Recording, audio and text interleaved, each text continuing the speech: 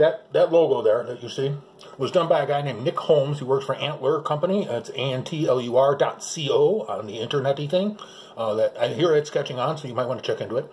Anyway, he does graphic design for a lot of big-name people and me. He's worked with me on a couple of projects, and I love them all. But this one is just absolutely gorgeous. I love this. The Brittle Riders. He did that all by himself. Just sat in his room until he got it done. It took him 6 weeks. He never ate, didn't call anyone. No, I'm kidding. He knocked it out pretty quick, but he got it done, and it looks beautiful, and I love it. So we're going to read to you from the beautiful-looking Brittle Riders, Book 1, near the beginning.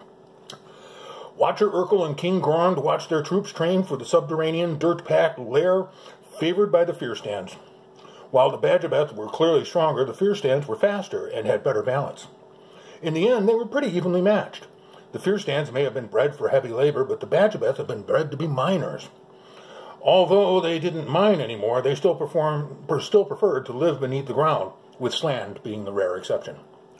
They watched as a Bajabeth got separated from his squad, and 3 fear stands pounced on his position to deliver the killing stroke. The Bajabeth flipped away to the right and slapped the ground as he landed. Unexpectedly, a huge mound of dirt exploded from the ground and knocked the 3 fearskins unconscious.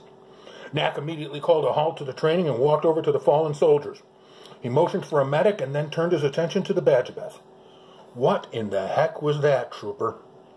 I honestly don't know, sir. One minute I was about to be impaled by your guardians, and the next I could feel the dirt in my mind wanting to explode. Can all Bajabeth do that? Until now, sir, I didn't know any of us could. Knack looked over at Watcher Urkel and King Grond to see if they could explain what happened. Grond made an attempt. Many long suns ago, our brand was bred not only to work with the soil, but to be at one with it. The makers wanted us to be intimately aware of our surroundings. It was said a Bajabeth could tunnel without tools, just using his hands in front of him to move the ground. Supposedly, the makers had engineered us so we had the ability to repulse dirt without mechanical aid. Sounds like superstitious drivel, if you ask me, complained one of the Fearston warriors. Superstitious drivel or not, something just hospitalized 3 of my best warriors. And I want to know what that something is. Can we repeat it? Can we control it? I need answers, and I need them now. Despite the order, answers were not immediately forthcoming. But as the turn wore on, they discovered some of the Bajabeth, when stressed, could repeat the feat. Within 3 turns, those Bajabeth could create the effect at will. Within 5 turns, they had a new weapon, and they knew how to use it. With Fearston fighting methods welded with Bajabeth abilities, they soon had a squadron that could use the ground itself to assassinate anyone in their path.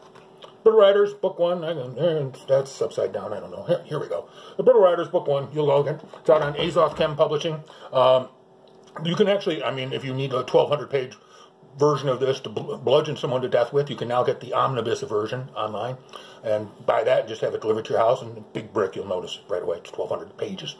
And that's all 3 parts of the trilogy. The appendix, which is at the beginning, so I guess it's now a pre-appendix. Whatever. It's all there. You can't miss it. Anyway, thanks for sticking along. Thanks for hanging around. Thanks for doing whatever it is you're doing with your pants on. I really hope you have your pants on. And I'll see you next week. Bye-bye.